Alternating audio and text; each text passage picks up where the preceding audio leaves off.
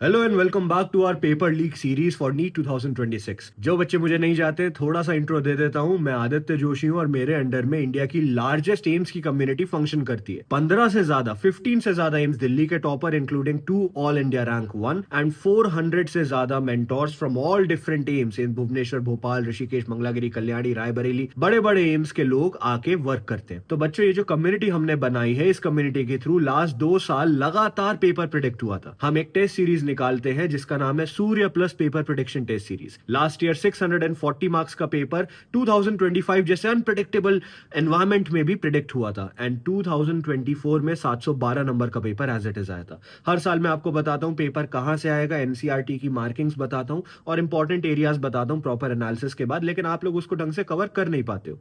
तो अब मैंने ये पेपर लीक सीरीज निकाली है जिसमें एंटायर मंथ ऑफ जनवरी में डेली आपको ऐसी वीडियो मिलेगी और इस वीडियो को पूरा आप देखेंगे। अब करना कैसे है, चैलेंज बहुत ध्यान से सुनना। सबसे पहले हमारा ऐप डाउनलोड करके रखो जिसका नाम है आदित्य जोशी। वहां पे फ्री रिसोर्सेज सेक्शन में जाओगे तो वहां पे आपको शेड्यूल दिख जाएगा हमारी सूर्य प्लस टेस्ट सीरीज का।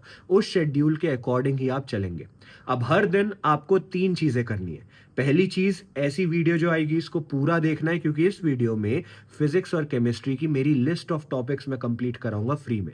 जिन बच्चों को नहीं पता है, ये वो टॉपिक्स हैं जो अगर आपने अच्छे से कर लिए तो आपके 115 फिजिक्स 115 केमिस्ट्री कहीं नहीं गए। तो डेली ये वाली वीडियो पूरी देखनी है। सेकंड चीज, हमारी Surya plus paper prediction test series के शेड्यूल के अकॉर्डिंग अभी हमारे यूनिट बेस्ड टेस्ट चलेंगे जनवरी में। तो यूनिट वाइज एनसीईआरटी कवर करनी है। अब बच्चों, एनसीईआरटी कैसे कवर करनी है? तो एनसीईआरटी कवर करने के लिए मेरी एनसीईआरटी की मार्किंग्स आप लोग कवर करेंगे। बायो में खाली 4 चीजें: examples, tables, diagram, summary. Physics और केमिस्ट्री में solve example, intext question, back exercises, summary and points to ponder की टेबल। प्लीज बच्चों, एक चीज याद रखना, ये पूरी एनसीईआरटी नहीं है लेकिन 70% से ज्यादा पेपर यहीं से आता है। अब ये कैसे करना है, डिटेल वीडियोस मैंने बना रखी है। Third and most important thing, question practice. हर रात 10 बजे आई विल कम लाइव और हम डिस्कस करेंगे पूरे दिन भर में आपने क्या किया और आपको कहाँ दिक्कत आई, कहाँ इशू आया। फिर हम एक क्विक रैपिड फायर का सेशन भी लेंगे जहां पे आपसे थोड़ा बहुत क्वेश्चन आंसर मैं करूंगा। इसके अलावा डेली मिनिमम 300 क्वेश्चन आपको प्रैक्टिस करने हैं। अगर ये कर लेते हो, बहुत सिंपल है, बहुत सिंपल है। ये वाली वीडियो जिसमें आगे आपको मेरी लिस्ट ऑफ टॉपिक्स मिलेगी, ये पूरी देखनी है। हमारी एनसीईआरटी की मेरी मार्किंग्स कंप्लीट करनी है जो आप खुद से कर लेंगे और रात को लाइव आके मुझे ज्वाइन करना है। That's it. अगर ये कर लेते हो 31 जनवरी तक everyone will be crossing their safe score. 31 जनवरी तक जनरल कैटेगरी के स्टूडेंट्स 640 मार्क्स क्रॉस कर लेंगे। ठीक है, तो इस वीडियो को बहुत ध्यान से देखो। Let's start the series. और बच्चों, जिन्होंने हमारी पेपर प्रिडिक्शन टेस्ट सीरीज सूर्य प्लस ज्वाइन नहीं किया है, जल्दी जाके ज्वाइन करो, पेपर वहीं से आएगा। Today we are going to start with the first topic, that is some basic concept. उसमें से भी सबसे ज्यादा important क्या है? Moles and molecules. तो ये आपको कैलकुलेट करने के लिए ये चैप्टर से सबसे ज्यादा यही टाइप के क्वेश्चन आते हैं कि calculate number of moles present in this molecule या फिर calculate the number of atoms present. तो ये सारी चीजें इसमें से हमको देखनी है आज। सबसे पहले टू बिगिन विद, बहुत सारे जो स्टूडेंट्स होते हैं उनके बेसिक कॉन्सेप्ट नहीं होते हैं। ठीक है, तो they are very confuse between the how to convert the litre into centimetre, millimetre. जब ये आती है तो आपको बहुत कंफ्यूजन होता है। So for your basic revision I have added this part over here. आप एक बार ओवरलुक कर लोगे so it will be easy for you to change it. Then उसके बाद हमारे लिए इंपॉर्टेंट फॉर्मूलेस कौन से हैं with respect to this chapter. 3 सबसे ज्यादा इंपॉर्टेंट फॉर्मूले सबसे पहले हम देखेंगे। 1 mole is equals to mass of 6.023 into 10⁻23 particles. वो एटम्स भी हो सकते हैं, वो मॉलिक्यूल्स भी हो सकते हैं। वही अगर हम मोल एटम्स ले तो it is gram atomic mass. वही हम मोल मॉलिक्यूल्स ले तो it is gram molecular mass. That is also equivalent to 22.4 litre of volume. अब इसके बेसिस पे ये चैप्टर जो है मेनली एमसीक्यू ओरिएंटेड है, न्यूमेरिकल ओरिएंटेड है। तो हम मेनली न्यूमेरिकल पे फोकस करेंगे कि how to solve the numericals, because formulas are very easy. There's no rocket science in the formulas and they're very easy to mug up. Main is calculation part, कि कैसे calculate करना है, कैसे substitute करना है। जैसे अभी ये आपको मैच द फॉलोइंग के फॉर्म में आ गया कि कैलकुलेट कि इसमें कितने नंबर ऑफ मोल्स है। तो सबसे पहले आपको इन सब जो एटम्स है इनका एटॉमिक वेट पता होना चाहिए। ठीक है, once you know the atomic weight आप उससे डिवाइड करके you can get the number of moles. तो if you are not knowing the atomic weight, at the end of the PDF I have added a note जहां पे some basic important atomic weights are present, तो एक बार इसमें overlook कर लेना। ठीक है, तो अभी ये वाला जब हम लोग क्वेश्चन सॉल्व करें तो he has given 28 gram of helium, helium is having weight 4, तो जब हमने डिवाइड किया तो we are getting number of moles is equals to 7, that is option number 2। फिर है 46 ग्राम्स ऑफ सोडियम, सोडियम का है 23, 46 को 23 से डिवाइड किया, we are getting the option 2 moles, that is option number 1। Then calcium का 40 है atomic weight, 60 divided by 40 gives 1.5, that is option number 4। Then aluminium का 27 है और उसने weight भी 27 दे रखा है, that is 1 mole। So this is how it will be asked to calculate number of moles। फिर उसके बाद the next type of question आपको आएगा कि the mass of one 12 carbon atom is, तो इसको आपको कैसे कैलकुलेट करना है कि एक कार्बन एटम में कितने ग्राम रहेंगे, 12 ग्राम रहेंगे। और हमने देखा कि 12 ग्राम में कितने एटम्स प्रेजेंट होते हैं, 6.022 इंटू 10⁻³ एटम्स प्रेजेंट रहते हैं। अब उसने हमको एक एटम का मास पूछा है, तो हम यहाँ पे क्या करेंगे, मियर क्रॉस मल्टीप्लीकेशन करेंगे। सो you will get the answer 1.99 into 10⁻23। फिर next question is a bit tricky question या फिर simple concept question. If we consider that 1,6 in place of 112 mass of carbon atom is taken to be relative atomic mass unit, the mass of 1 mole of a substance will be, it will be constant because हम relative जब atomic mass unit change कर रहे हैं तो mass तो constant ही रहेगा। Then next is a gaseous mixture contains CH4 and C2H6 in equimolar proportion. The weight of 2.24 liter of this mixture at STP is, सबसे पहले तो हम कितना वेट हो रहा है टोटल मिक्सचर का, मिक्सचर के अंदर क्या प्रेजेंट है, एक CH4 भी प्रेजेंट है, एक C2H6 भी प्रेजेंट है। सबसे पहले हम ये कैलकुलेट कर लेते हैं। हमको पता है कोई भी चीज के एक मोल में 22.4 लीटर वॉल्यूम रहता है। अब इसके एक मोल मतलब कितने ग्राम हो गए, 16 ग्राम हो गए। अब C2H6 का एक मोल मतलब कितना ग्राम हो गया, 30 ग्राम हो गया है। और दोनों का टोटल अगर वॉल्यूम हम कंसिडर करेंगे तो कितना वॉल्यूम हो गया टोटल, 44.8 लीटर। और 44.8 लीटर में टोटल वेट कितना आ गया है हमारा, 46 ग्राम। अब हमको क्या पूछ रखा था, यहां से हमको एक इक्वेशन मिल गई है कि यहाँ पे हमारे पास जो गिवन इंफॉर्मेशन है उसमें से वी गॉट दी डेटास कि 44.8 लीटर में 48 ग्राम प्रेजेंट है। ठीक है, अब हमको पूछा गया है 2.2 लीटर में कितने ग्राम प्रेजेंट रहेगा। सो यहाँ पे again you have to cross multiply, but before cross multiplying आपको ये पता होना चाहिए कि क्या है।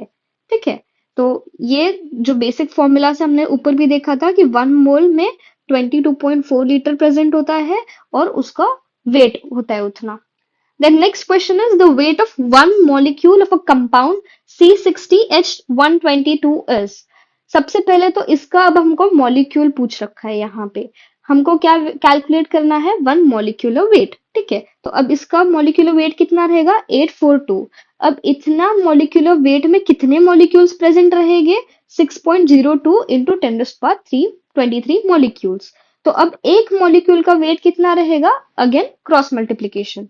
फिर एक ये डायग्राम बेस्ड क्वेश्चन है जिसके अंदर आपको एक मोल सेंटर में दे रखा है, पूछ रखा है पार्टिकल्स के टर्म में कितना होता है, वॉल्यूम के टर्म में कितना होता है, मास के टर्म में कितना होता है। तो x क्या रहेगा, कितने पार्टिकल्स के टर्म में कितना होता है, 6.02 इंटू 10⁻³ पार्टिकल्स। वॉल्यूम के टर्म में 22.4 लीटर एट NTP। और मास के टर्म में ग्राम एटॉमिक या फिर gram molecular mass. So this is again a theoretically important question. फिर उसके बाद क्या है, the mass of one atom of hydrogen is approximately equal to. These 3 questions which are given together, ये सब मियर क्रॉस मल्टीप्लीकेशन के question है। ये तीनों में आप देखो एक ही चीज पूछ रखी है कि एक एटम है तो मास कितना रहेगा एक एटम में, एक मॉलिक्यूल का मास कितना रहेगा, ये देखो CO2 के एक मॉलिक्यूल का मास कितना रहेगा। तो सबसे पहले हमको क्या निकालना है, जो भी हमको मॉलिक्यूल दे रखा है उसका एटॉमिक मास निकालना है। जैसे यहाँ पे CO2 दे रखा है तो CO2 का एटॉमिक मास कितना रहता है, 44। अब हमको पता है कि 44 ग्राम्स के अंदर हमारे कितने प्रेजेंट रहते हैं, 6.022 into 10⁻³ sorry my pen is not working properly. Into 23 molecules present होते हैं। तो आपको यहाँ से मेयरली क्या करना है, अगर एक मॉलिक्यूल का मास निकालना है तो आपको मेयर क्रॉस मल्टीप्लीकेशन करना होगा। देखो यहाँ पे तीनों भी एग्जाम्पल में जस्ट क्रॉस मल्टीप्लीकेशन अगर आपने किया सो you will be getting the answer.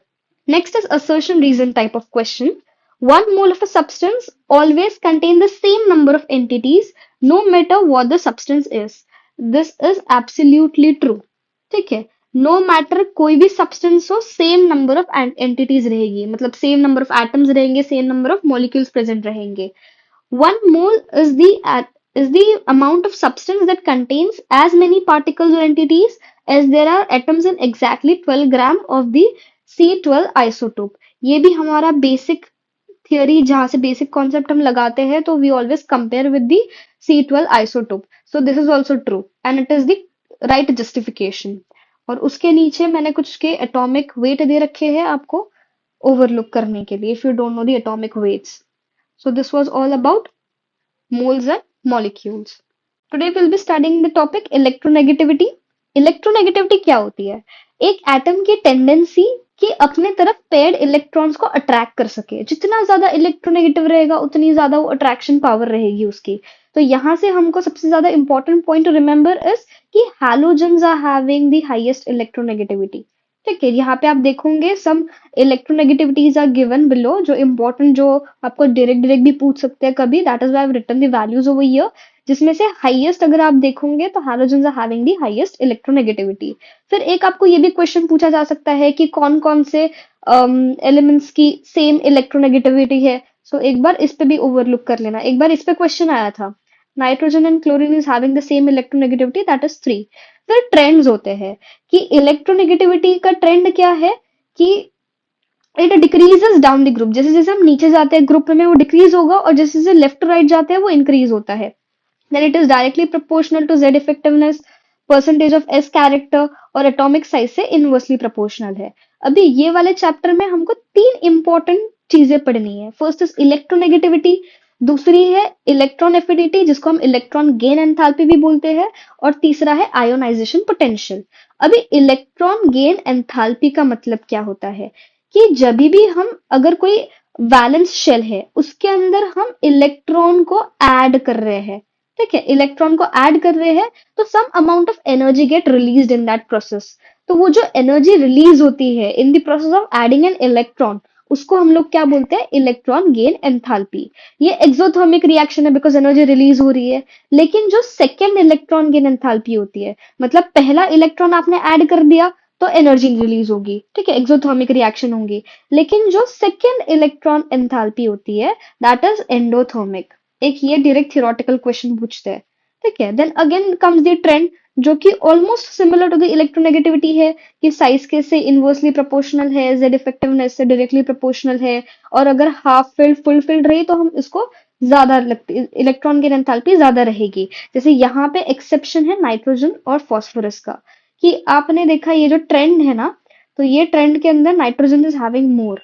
देखो यहाँ पे कंपेरेटिवली जब हाफ फिल्ड और फुल फिल्ड आती है तो the trend changes, these are the exceptions. Then comes the ionisation enthalpy. तो जैसे इलेक्ट्रॉन गेन एंथैल्पी, जब हम इलेक्ट्रॉन ऐड करते हैं वो जो एनर्जी रिलीज होती है उसको इलेक्ट्रॉन गेन एंथैल्पी बोलते हैं। लेकिन यहाँ उल्टा है कि अगर कोई शेल है उसमें से हमको इलेक्ट्रॉन्स निकालने हैं, तो वो निकालने के लिए हमको कितनी एनर्जी लगती है, to remove the loosely bond electrons, that is ionisation enthalpy. अब ये हमेशा पॉजिटिव होती है। वो हमने देखा था कि एक्सोथर्मिक रिएक्शन होती है एक्सेप्ट द सेकेंड वन, लेकिन ये वाली जो होती है ये पॉजिटिव होती है। अभी आप देखो कि यहाँ पे कुछ कुछ हर जगह एक्सेप्शन एग्जिस्ट। तो यहाँ पे जितना ज्यादा फुल फिल्ड इलेक्ट्रॉन या फिर हाफ फिल्ड या फिर स्टेबल आउटर शेल रहेगा उतनी ज्यादा हमको दिक्कत जाएगी निकालने के लिए, उतनी ज्यादा जो आई है उतनी बड़ी रहेगी हमारी। जैसे यहाँ पे जब हम ऑक्सीजन में और नाइट्रोजन को कंपेयर कर रहे थे तो जो IE1 है वो नाइट्रोजन का ज्यादा है, ठीक है, बिकॉज P3 वाली कॉन्फ़िगरेशन थी विच इज हाफ फिल्ड वाली। लेकिन जब हम सेकेंड इलेक्ट्रॉन को निकाल रहे हैं तब अब ऑक्सीजन की P3 वाली कॉन्फ़िगरेशन आ गई है which is again half filled. तो फर्स्ट IE नाइट्रोजन की ज्यादा रहेगी, लेकिन वही जब हम सेकेंड IE की बात कर रहे हैं तो वो ऑक्सीजन की ज्यादा रहेगी, due to what, due to half-filled or full-filled concept. Then we'll see the examples. An atom with high electronegativity generally has high ionization enthalpy. मैंने बताया कि ऑलमोस्ट सेम ही ट्रेंड है सबके. फिर उसके बाद हाईएस्ट इलेक्ट्रोनेगेटिविटी किसकी रहती है? जिसकी साइज कम है. ठीक है, तो इन सारे ऑप्शन में सबसे छोटा क्या है? सल्फर है. That is why it is having highest electronegativity. वापस से वही पूछा है कि मोस्ट इलेक्ट्रोनेगेटिविटी कौन है? हैलोजेंस. और हैलोजन का जो आउटर शेल का कॉन्फ़िगरेशन है, it is NS2 NP5. Direct direct नहीं पूछा गया आपसे यहाँ पे हैलोजन के बारे में, इनडायरेक्टली पूछा गया है. सो इट इज अंडरस्टूड कि आपको पता होना चाहिए कि जो हैलोजन का इलेक्ट्रॉनिक कॉन्फ़िगरेशन है, it is NS2 NP5. Then again कि ट्रेंड पूछा गया है कि डिक्रीजिंग ऑर्डर ऑफ इलेक्ट्रोनेगेटिविटी में ऐड करो. तो यहाँ पे हमको एक बेसिक कॉन्सेप्ट याद रखना है कि लेफ्ट टू राइट हम जाते हैं तब इलेक्ट्रोनेगेटिविटी इंक्रीज होती है, और जब हम डाउन द ग्रुप जाते हैं तो डिक्रीज होती है. देन सेकेंड एक थियोरेटिकल क्वेश्चन जो अभी हमने थियरी में पढ़ा कि सेकेंड इलेक्ट्रॉन गेन एंथैल्पी क्या होती है? हमेशा पॉजिटिव होती है. क्यों होती है? बिकॉज जो सेकेंड इलेक्ट्रॉन को ऐड करने के लिए जो एनर्जी लगती है उसमें ज्यादा रिपल्शन होता है. That is why it is always positive. फिर इलेक्ट्रॉन गेन एंथैल्पीज वापस से जो मैंने एक्सेप्शन बताया था अभी ऊपर कि नाइट्रोजन में क्या था? हाफ फिल्ड वाला कॉन्फ़िगरेशन आ रहा था. तो फर्स्ट की बात कर रहे हैं यहाँ पे, तो नाइट्रोजन की सबसे कम रहेगी. देन वापस से सल्फर, सेलेनियम और ऑक्सीजन, सेम ट्रेंड हमको फॉलो करना है. Then electron gain enthalpy with negative sign of halogens. Halogen is a very important question जो डायरेक्ट आपको बहुत बार पूछा जाता है. जैसे क्लोरीन की सबसे ज्यादा है, ये देखो, इस पे डायरेक्ट क्वेश्चन है. Remember this is the most important question and it is asked very frequently because यहाँ बच्चे क्या करते हैं? एक नॉर्मल हमारे दिमाग में क्या चलता है? एक तो फ्लोरीन, क्लोरीन, ब्रोमीन, आयोडीन कर देते हैं, या फिर अगर जिसको बिल्कुल नहीं पता है वो आयोडीन, ब्रोमीन, क्लोरीन, फ्लोरीन ऐसा कर देता है, उल्टा वाला. बट यहाँ पे ये थोड़ा सा चेंज है कि क्लोरीन पहले आएगा फ्लोरीन से. This is something which you need to remember hardcore. Pick up the one with the highest value of second ionization enthalpy. अभी यहाँ पे उसने क्या पूछा है? थोड़ा ध्यान से क्वेश्चन देखना. सेकेंड आयोनाइजेशन एंथैल्पी पूछी है, मतलब पहला इलेक्ट्रॉन तो इजीली निकल जाएगा. अभी यहां से हम देखो S1 से पहला इलेक्ट्रॉन इजीली निकाल दिया हमने. ठीक है, तो इसकी फर्स्ट वाली कम रहेगी, लेकिन सेकेंड अब हमको कहां से निकालना है? P6 से निकालना है, जो कि नोबल गैस कॉन्फ़िगरेशन है. तो ये सबसे ज्यादा डिफिकल्ट रहेगा P6 से निकालने के लिए. ठीक है, अभी यहाँ पे एक P6 वाला ऑप्शन भी था, तो इसकी फर्स्ट वाली ज्यादा हाईएस्ट रहेगी, लेकिन सेकंड वाला थोड़ा इजीली निकलेगा. लेकिन आपको पूछा क्या गया था? Second ionisation enthalpy. So you need to read the questions also very carefully. फिर दो आयोनाइजेशन एंथैल्पी दे रखी थी और IE1 IE2 करके, और एक रिएक्शन दे रखी थी जिसमें पूरी कंप्लीट रिएक्शन 2 स्टेप रिएक्शंस थी. तो स्टेप नंबर 1 की दे रखी थी, स्टेप नंबर 2 की दे रखी थी. You have to merely add it. इतना ज्यादा कॉन्सेप्ट नहीं होता है, सिंपल आपको बस ऐड करना होता है ऐसे वाले टाइप के क्वेश्चन में. फिर screening effect is also an important topic again, क्योंकि स्क्रीनिंग इफेक्ट पे आपसे क्वेश्चन पूछते हैं बहुत बार कि स्क्रीनिंग इफेक्ट सबसे ज्यादा कम किसकी होती है.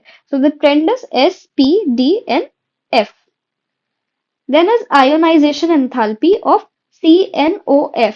अभी यहाँ पे भी देखो, नाइट्रोजन और ऑक्सीजन, इन दोनों में वापस से स्टेबिलिटी वाले जो रीजन है उसके वजह से nitrogen is coming over here. So you have to learn the trends and the exceptions over here.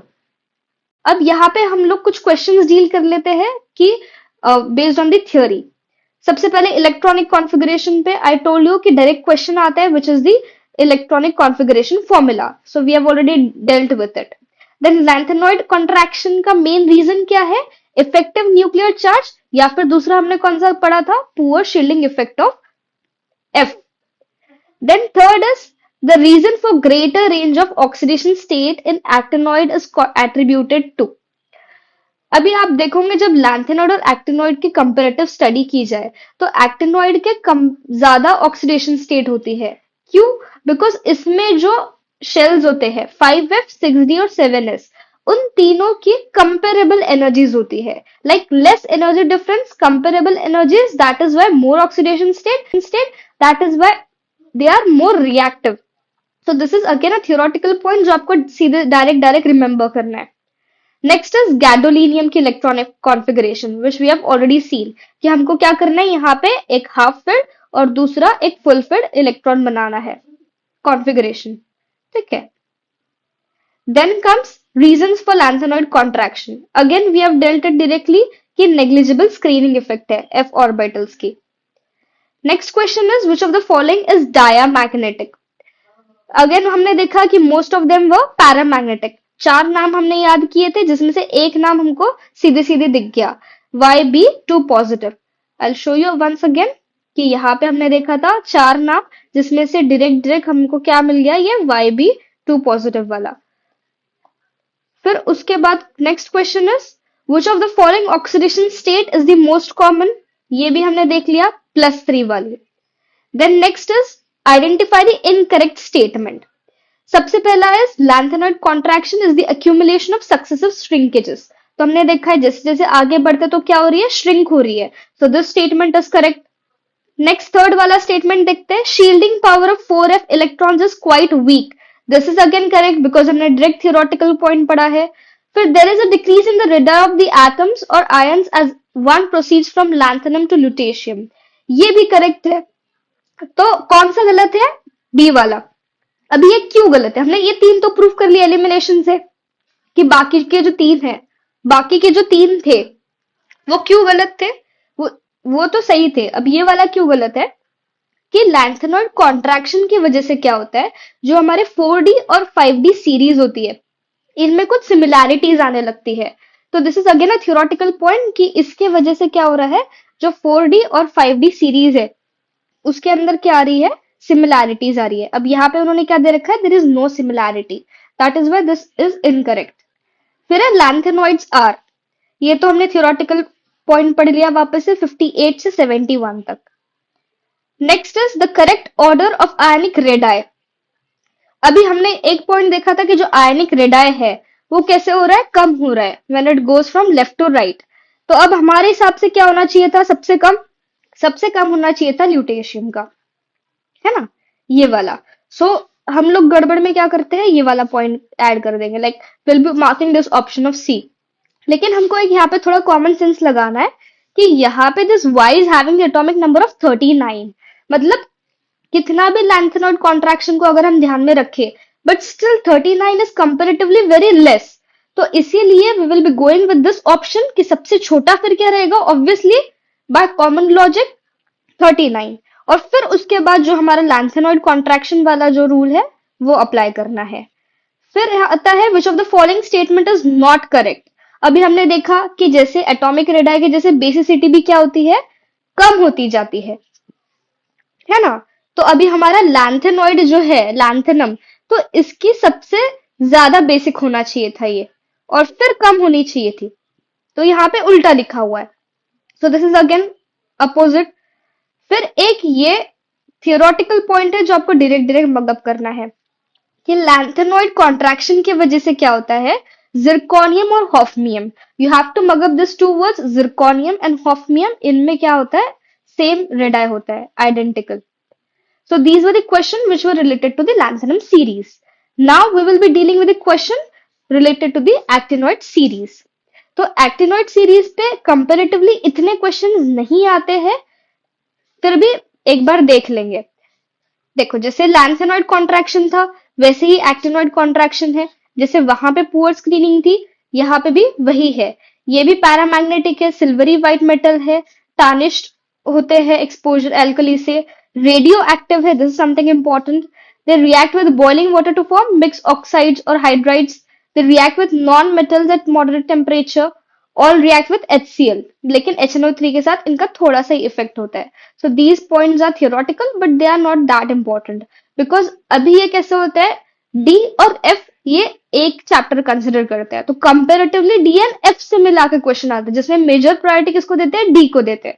फिर अगर एफ से भी क्वेश्चन आया तो lanthanide and actinoid are considered together, तो और प्रायोरिटी किसको मिलती है, लैंथेनॉइड को.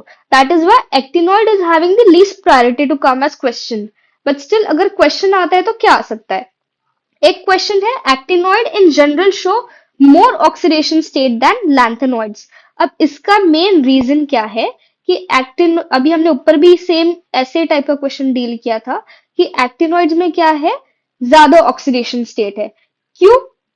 बिकॉज उनका जो है एनर्जी डिफरेंस कम है। हमने देखा ना कि जो 5F और 6D थे, तो उनमें कंपेरेबल एनर्जी थी। कंपेरेबल एनर्जी मतलब सिमिलर एनर्जी, मतलब एनर्जी डिफरेंस कम था, कंपेरेबल सॉर्ट ऑफ एनर्जीज थी, that is why they were showing more oxidation state. फिर next is the incorrect statement among the following is actinoids are highly reactive metals, ये हमको पता है। फिर actinoid contraction is greater for elements to element than the lanthanoid contraction, ये भी correct है। फिर lanthanoids are good conductors of heat and electricity, ये भी करेक्ट है। then which is wrong?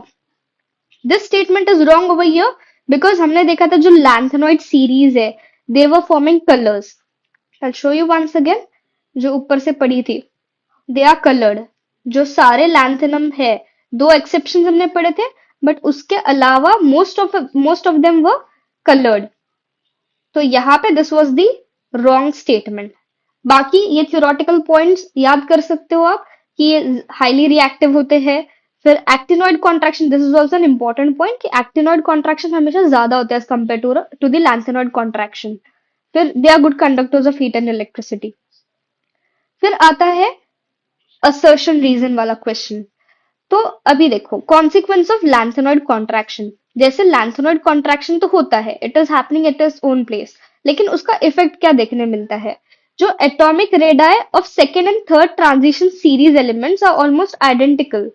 इसके वजह से जो सेकेंड और थर्ड ट्रांजिशन सीरीज है, उनका जो एटॉमिक रेडाई है वो ऑलमोस्ट आइडेंटिकल हो जाता है। जैसे जिरकोनियम और हॉफनियम का example, this is the most common example which is being asked every time.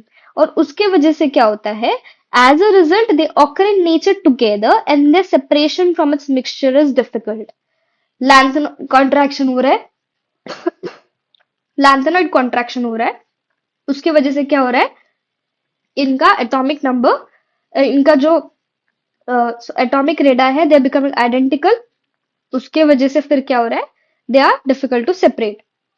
तो असर्शन रीजन में क्या हो जाएगा कि assertion is true, reason is true, and reason is the correct statement for assertion. So this is all. Thank you. Today we are going to study molecular orbital theory, bond order, bond angle, bond length, and bond enthalpy.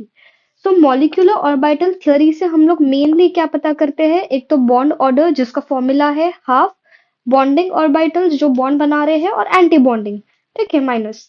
तो अब इसमें से main हम लोग देखते हैं कि weather paramagnetic it is या फिर डायमैग्नेटिक है। एक तो ये चेक करते हैं, यू अगर 14 से कम इलेक्ट्रॉन्स रहे so you are having a different series, और अगर 14 से ज्यादा रहे इलेक्ट्रॉन्स तो हमको ये वाला अप्लाई करना है जब इलेक्ट्रॉन्स फिल करते टाइम। तो अब इसमें क्या मेन डिफरेंस है, ये जो सिग्मा पी जेड स्क्वायर की जो पोजीशन है, सिग्मा 2p जेड स्क्वायर की, तो अगर 14 से कम इलेक्ट्रॉन्स है या फिर 14 तक इलेक्ट्रॉन्स है तो it is coming after pi, but अगर 14 से ज्यादा है तो इट इज कमिंग बिफोर। फिर यहाँ से कभी कभी आपको डायरेक्टली पूछते हैं कि out of the following which of the molecule contain pi electrons, तो अगर ये वाला जो लास्ट में अगर इलेक्ट्रॉन्स यहाँ पे फिल हो रहे हैं तो वो हमको चेकअप करना है। तो बेसिकली ये जो सीरीज है ये याद करनी है आपको, how to fill the electrons, एक एक करके जितने नंबर ऑफ इलेक्ट्रॉन्स है हमको एक एक करके इसके अंदर फिल करने हैं। देन बॉन्ड ऑर्डर आपकी डिपेंडिंग अपॉन कि कितने इलेक्ट्रॉन्स है रिस्पेक्टिवली इतनी आती है। देन कम्स ये, this is the most highlighted question जो डायरेक्ट आपसे बहुत बार पूछा जाता है। Nitrogen is their favourite topic. तो N2 का बॉन्ड ऑर्डर 3 है, N2 पॉजिटिव और N2 नेगेटिव, ये दोनों का bond order same to same है, दैट इज 2.5। फिर N2 नेगेटिव का, डाई नेगेटिव का 2। तो आपको इसके लेंथ का वो पूछ सकते हैं सीरीज कि क्या ट्रेंड है, स्टेबिलिटी का ट्रेंड पूछ सकते हैं, या फिर डायरेक्ट बॉन्ड ऑर्डर पूछ सकते हैं। Then bond length, bond length जो होती है वो बॉन्ड ऑर्डर से हम लोग देखते हैं कि it is inversely proportional to electronegativity वाला ट्रेंड। एग्जाम्पल ये देख सकते हैं। देन जैसे फ्लोरीन की हमको पता है हाईएस्ट इलेक्ट्रोनेगेटिव है, इसलिए that is why it is having the least length. Then length is inversely proportional to again bond order. Then percentage of s character, जितना ज्यादा एस कैरेक्टर रहेगा उतना कम जो रहेगी लेंथ रहेगी। जैसे ये वाला again is a highlighted question जो भी हम लोग थ्योरी में देखेंगे। देन रेजोनेंस है, that is not something really important. Then comes the bond enthalpy. Bond enthalpy क्या है? Amount of energy required to break one mole of a bond. ठीक है, तो अगर हमको एवरेज डिसोसिएशन एनर्जी निकालनी है तो हर एक इसका एडिशन करके divided by the average. Then comes the question main. आपको मेनली क्वेश्चन ऐसे ही आएंगे कि which of the following is not a paramagnetic, या फिर which of the following is paramagnetic. तो पैरामैग्नेटिक हम लोग किसको बोलेंगे? जिसके अंदर अनपेड इलेक्ट्रॉन्स प्रेजेंट है। तो अभी जैसे ऑक्सीजन है, O2 के मॉलिक्यूल के अंदर 16 इलेक्ट्रॉन्स प्रेजेंट है। तो जब हम लोग 16 इलेक्ट्रॉन्स मतलब हम लोग कौन सा फॉर्मूला अप्लाई करेंगे? ये सेकेंड वाला, मोर देन 14 वाला। तो जब हम एक एक करके इनके अंदर फिल करेंगे, जैसे सिग्मा 1s2, फिर सिग्मा एंटी बॉन्डिंग 1s2, जब हम लोग ऐसे फिल करते जाएंगे, जब हम लोग लास्ट तक पहुंचेंगे तो यू विल सी कि दो जो इलेक्ट्रॉन्स है वो अनपेड प्रेजेंट है।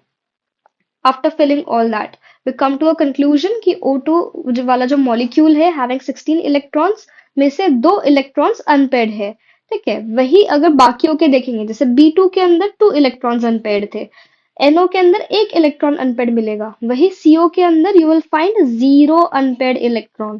तो अगर जीरो अनपेड इलेक्ट्रॉन रहा तो molecule will be diamagnetic, it is not paramagnetic now. Next is कि बाकी आपको पूछा गया है ये सेकेंड वाले क्वेश्चन में कि विच इज पैरामैग्नेटिक। तो ऑब्वियसली हमने ऊपर देखा कि B2 में जो थे दो अनपेड इलेक्ट्रॉन्स प्रेजेंट थे, तो वो क्या हो जाएगा? फिर पैरामैग्नेटिक हो जाएगा।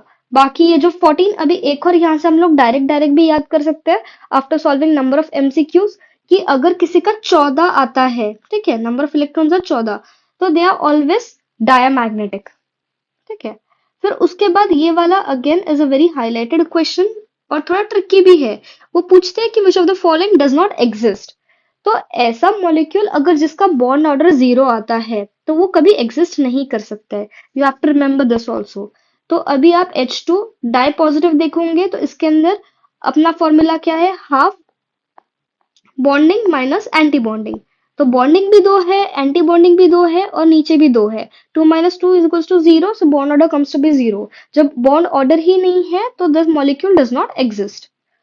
फिर नेक्स्ट अगेन आया है कि which of the following diatomic molecular species has only pi bonds. ठीक है, अभी पाई बॉन्ड्स किसके अंदर प्रेजेंट रहेंगे? C2। जब आप फिल करके देखोगे so you will be getting to know कि लास्ट में पाई बॉन्ड में इलेक्ट्रॉन्स प्रेजेंट होंगे यहाँ पे। Then again comes which of the following is paramagnetic. अभी आप यहाँ से अगर ये वाले फर्स्ट वाले MCQ से ही अगर आप डायरेक्ट डायरेक्ट मगअप कर लेते हो कि इसके अंदर अगर O2 आया तो दो अनपेड इलेक्ट्रॉन्स प्रेजेंट है, NO आया तो एक है, तो it will get easy for you to solve in the exam. फिर again I told you that nitrogen is their favourite topic. तो आपसे यहाँ पे क्या उसने पूछा है? Order of stability of nitrogen. अभी देखो N2, फिर ये पॉजिटिव और नेगेटिव वाला जो है इनका जो बॉन्ड ऑर्डर था वो सेम था। I will show you once again. देखो N2 पॉजिटिव और N2 नेगेटिव जो था इनका बॉन्ड ऑर्डर वाज सेम, तो it he has kept it same. And then फिर N2 डाई नेगेटिव कम्स। फिर अब ये वाले क्वेश्चन में डायरेक्ट डायरेक्ट वैल्यूज पूछ लिए हैं। तो अगर आपको पहले से पता होगी सो यू नीड नॉट कैलकुलेट, लेकिन अगर नहीं पता हो तो उसके हिसाब से भी आप कैलकुलेट कर सकते हो on the basis of MOT। फिर उसके बाद है बॉन्ड लेंथ। बॉन्ड लेंथ पढ़ते टाइम भी हमने देखा था कि अगर sp है तो मिनिमम बॉन्ड और sp3 की मैक्सिमम बॉन्ड लेंथ रहती है। वही ये नेक्स्ट वाला क्वेश्चन सेम है बट थोड़ा सा ट्रिकी करके दे दिया है आपको, डायग्राम के बेसिस पे दे दिया है कि PQR आइडेंटिफाई करना है जो कार्बन उसकी क्या है। तो अभी P वाला जो है इट इज sp3, Q वाला जो है इट इज sp2 एंड जो R वाला है it is sp। So the trend follows this. Then is bond order and magnetic behavior of O2 die negative, O2 negative. तो it is bond order अगर आप calculate करोगे MOT से it comes to be 1.5 and unpaired electrons present है तो paramagnetic रहेगा. So this was all about MOT and bond order and bond length. Today we are going to study the lanthanoid and the actinoid series, that is the F block. The lanthanoid series ranges from the atomic number 57 to the atomic number 71, and the actinoid series ranges from the atomic number 89 to the atomic number 103. Before starting with the lanthanoid series, first we will be studying the general formula. What is the general formula? Because sometimes directly question is being asked कि general formula क्या है. So there is a general formula n minus 2 f 1 to 14, n minus 1 d 0 to 1 and n is 2. This is the general formula. And here n क्या आएगा कि the lanthanoid series is of the sixth number. So n is 6. तो lanthanoid के लिए the general formula will be 4f 1 to 14, 5d 0 to 1 and 6 is 2. Then comes the oxidation state. The most common oxidation state of the lanthanoid series is +3. But यहाँ पे एक exception है जो when you are filling the general formula तो वैसे तो हम एक एक करके इलेक्ट्रॉनिक वाइज भरते हैं लेकिन हम यहाँ पे मेजर प्रायोरिटी किसको देते हैं to the half filled and full filled electrons कि जहाँ पे हाफ फिल्ड और फुल फिल्ड मिलती है वहां पे ज्यादा स्टेबिलिटी मिलती है so you have to remember the exceptional electronic configuration of gadolinium gadolinium में यहाँ पे 4f7 आता है which is half filled and 6s2 which is fulfilled. That is why 5d1. Others बाकी में देखोगे तो most of them में 000 आएगा. यहाँ पे एक exception है, यहाँ पे एक exception है और यहाँ पे एक exception है. These three are the exceptions जहाँ पे 5d1 दिखाई देगा. And क्यों ये कर रहे हैं हम ताकि फुल फिल या फिर हाफ फिल वाले जो स्टेबल कॉन्फ़िगरेशन है वो हम अटेंड कर पाए. तो मेन यहाँ पे आपको गैडोलीनियम याद रखना है because it is a direct question. Then comes the topic of lanthanoid contraction. Lanthanoid contraction क्या होता है? Contraction word it means कि कम होते जाना, छोटा होते जाना, contract होते जाना. तो यहाँ पे the atomic radii goes on decreasing as we move from left to right. तो as we move from left to right, the atomic radii जो होगा वो decrease हो जाएगा. उसी को हम क्या बोलते हैं? Lanthanoid contraction बोलते हैं. और इसका reason क्या है? Poor screening of 4f. This is again a direct question. क्यों लैंथेनॉइड कॉन्ट्रैक्शन होता है एक तो पुअर स्क्रीनिंग ऑफ एफ या फिर इलेक्ट्रॉनिक न्यूक्लियर चार्ज की वजह से फिर उसके बाद most common oxidation status +3 that is why most of the reactions is having +3 over here. Then comes the general properties. जो लैंथेनॉइड सीरीज है दे आर सॉफ्ट मेटल्स. ठीक है फिर उसके बाद most of them are coloured. This is very much important. Most of them are coloured exception La3 positive Lu3 positive. You have to directly mug up this exception because it will save your time in the paper over there. फिर उसके बाद क्या आता है comes whether they are diamagnetic और paramagnetic. तो most of them are paramagnetic. कुछ exceptions है जो चार हमको याद करने हैं that is La3 positive Ce4 positive Yb2 positive और Lu3 positive. These four names you have to mug up because this is again a direct theoretical question. फिर comes basicity. जैसे ही हमारा atomic radii कम होते जा रहा है वैसे ही जो basicity है it decreases from left to right. Then comes hardness. Atomic number is directly proportional to hardness. It is not that important. Then comes a theoretical question again about mish metals. Lanthanoid एक alloy बनाते हैं जिसको mish metal बोलते हैं. It is having 95% of lanthanum and 5% iron with some traces of S, C and Ca. This is again a theoretical question. Today we are going to study the topic of VSEPR and hybridization, one of the important topic in chemical bonding. So VSEPR जो theory थी इसने main क्या बताया था कि अगर सिर्फ bond pairs रहे तो जो शेप रहेगा वो सिमेट्रिकल रहता है लेकिन अगर लोन पेयर का इंट्रोडक्शन होता है तो जो सिमेट्री होती है वो डिस्टॉर्ट हो जाती है and the shape becomes asymmetrical. This is the summary of VSEPR. फिर उसके बाद उसने बताया था कि अब रिपल्शन होता है लोन पेयर और बॉन्ड पेयर के अंदर. तो एक आपको रिपल्शन का ट्रेंड पूछते हैं कि सबसे ज्यादा रिपल्शन किस में होता है तो lone pair then lone pair and then bond pair. और हमको जो ज्योमेट्री बनानी है वो ऐसी हम लोग चूज करते हैं जहां पे मिनिमम रिपल्शन हो और मैक्सिमम डिस्टेंस हो. ठीक है so these are the basic highlights of the VSEPR theory. Then comes hybridization. So हमको hybridization का एक फॉर्मूला याद करना है H is equals to half into valence electrons in the central atom plus M here stands for number of monovalent atoms. C stands for charge on the cation and A stands for charge on the anion. फिर ये वाला table is very familiar to all of you, क्योंकि आपने अब तक ये तो पढ़ा ही होगा कि sp हाइब्रिडाइजेशन क्या होता है, देन इनकी शेप क्या होता है, कितना बॉन्ड एंगल होता है, and some of the examples. ठीक है, अब इसके बेसिस पे पहले क्वेश्चंस देखते हैं एंड देन फिर उसके बाद वापस से आएंगे कि कौन कौन से हमको मगअप करना है। सबसे पहले, this is also something important, कभी कभी पूछते हैं जैसे जो sp3d2 है, sp3d3 है, सो ये जो है इसके अंदर d जो है एग्जैक्टली कौन सा वाला है। So this is given over here because इस पर डायरेक्टली थियोरी क्वेश्चन आ सकता है। Then comes to the question. According to VSCPR, the pairs of electrons tend to occupy such position that minimize repulsions. अभी हमने उसके saline features में पढ़ा कि हमको minimum repulsion चाहिए. Then again this trend, lone pair, then lone pair, bond pair, and then bond pair. फिर अब ये वाला एक सॉल्व करके देखेंगे कि जैसे SF4 है, तो उसने दो डायग्राम्स दे रखे हैं और हमको बोला है कि which of the following is the most stable. तो हमने क्या देखा है, हमको ऐसी पोजीशन चाहिए लोन पेयर की कि जहां पे मिनिमम रिपल्शन और मैक्सिमम डिस्टेंस। तो यहाँ पे आप देखोगे तो ये वाले डायग्राम में डिस्टेंस इज लेस और रिपल्शन इज मोर। अब ये वाले डायग्राम में, डायग्राम नंबर 2 के अंदर distance is more and repulsion is less. So according to this concept option number B is correct, कि जिसके अंदर रिपल्शन मिनिमम है। Again the same type of question, ClF3 में कौन सा मोस्ट स्टेबल है। तो again the very same logic कि जहां पे हमारा डिस्टेंस मैक्सिमम है और रिपल्शन मिनिमम है, that is number 1, option number 1। Then direct theoretical question comes कि d orbital involve in sp3 d hybridisation. तो d involve is dz square over here. sp3d में जो d होता है इट इज dz स्क्वायर। फिर उसके बाद आया है कि IF5 का आपको स्ट्रक्चर पहचानना है। तो according to the hybridisation formula सबसे पहले हम लोग क्या निकालेंगे कि इसका x कितना आता है।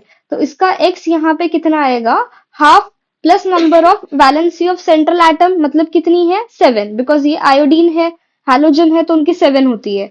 फिर नंबर ऑफ मोनोवैलेंट इलेक्ट्रॉन्स कितने हैं, यहाँ पे आप देखो कितने जो प्रेजेंट है atoms, number of monovalent atoms is 5, तो यहाँ पे कितना आएगा 5। फिर माइनस कैटायन का चार्ज प्लस एनायन का चार्ज, तो यहाँ पे ये वाले इस पे कोई भी चार्ज प्रेजेंट नहीं है, तो इट इज 0 and 0। तो यहाँ से x कम्स टू बी 6। अभी 6x के लिए your comes the hybridisation comes to be sp3d2, और उसके हिसाब से अगर आप ये टेबल देखोगे sp3d2 के लिए ये वाली ज्योमेट्री आती है, ऑक्टाहेड्रल वाली। ठीक है, और अगर दूसरा अगर लोन पेयर्स प्रेजेंट है तो it comes to be square pyramidal. और यहां से देखो अपना IF5 का एग्जांपल इज ऑलरेडी गिवन हुई हो। सो sp3d2 आ गई, एक लोन पेयर है, 5 बॉन्ड पेयर्स है, and the geometry square pyramidal and this type of structure. दिख रहा है स्क्वायर पिरामिडल जैसा structure. Then the question is the hybridisation of nitrogen in NH4 NHO3। तो अभी आप इसको अगर सेग्रीगेट करोगे, जैसे हमको दोनों भी नाइट्रोजन का सेपरेटली पूछा गया है, so it is NH4 positive plus, just a second, NH4 positive plus NO3 negative. ठीक है, तो अभी जो हमारे पास टेबल था उसमें से ढूंढते हैं। Here directly if you are marking up the table, so NH4 positive is having a hybridization of sp3 and then NO3 negative, here it is, NO3 negative is having a hybridization of sp2। so अगर आप एक दो तीन बार table को सही से ध्यान से देखोगे, so you will come to know, जो बार बार पूछे गए रिपीटेड क्वेश्चंस आपको डायरेक्टली उसके आंसर्स पता होंगे, और अगर नहीं भी पता है so you can calculate using this formula above. फिर एक क्वेश्चन है the geometrical arrangement of electron pairs and shapes in I3 negative. तो वापस से हमको हाइब्रिडाइजेशन का फॉर्मूला पता है, x is equals to half plus number of valence electrons plus number of monovalent electrons minus charge on cation plus charge on anion. ठीक है, तो उसके हिसाब से the geometry comes to be trigonal bipyramidal. Then next question, this is something tricky also and important also and a different type of question. यहाँ पे एक बड़ा सा फॉर्मूला दे रखा है आपको, और उसके अंदर पूछा गया कि how many number of sp2 hybridised carbon atoms are present. तो आपको पता है जहां पे भी ट्रिपल बॉन्ड आया the hybridisation goes to be sp। तो अभी देखो हम सीक्वेंशियली चलेंगे। सबसे पहला जो कार्बन है it is bonded to triple bond, तो ट्रिपल बॉन्ड वाले के जो भी कार्बन रहेंगे उनकी हाइब्रिडाइजेशन sp रहेगी। फिर ये वाला कार्बन के आजू बाजू कौन से है, सिंगल बॉन्ड है, तो इट इज sp3। अब ये वाला जो कार्बन है इसके बाजू क्या है, डबल बॉन्ड है यहाँ पे ऑक्सीजन का, तो इसकी हाइब्रिडाइजेशन इज sp2। फिर उसके नेक्स्ट वाला जो है it is again having sp3। फिर यहाँ पे वापस से अब ये देखो ये वाला कार्बन एक साइड से डबल बॉन्ड से लिंक्ड है, तो it is having the hybridisation of sp2 and ये वाले इसका हाइब्रिडाइजेशन रहेगा sp2। तो in total 3 carbons are present जिसकी हाइब्रिडाइजेशन sp2 रहेगी। Then the last question is which of the following is wrong about PCl5। PCl5 में कुछ angles होते हैं 90 के और कुछ होते हैं 120 के, लेकिन जो एक्सियल एंगल्स है तो वो 90 के है और जो इक्वेटोरियल एंगल्स है वो 120 के है। ठीक है, so this was all about VSEPR and hybridization theory.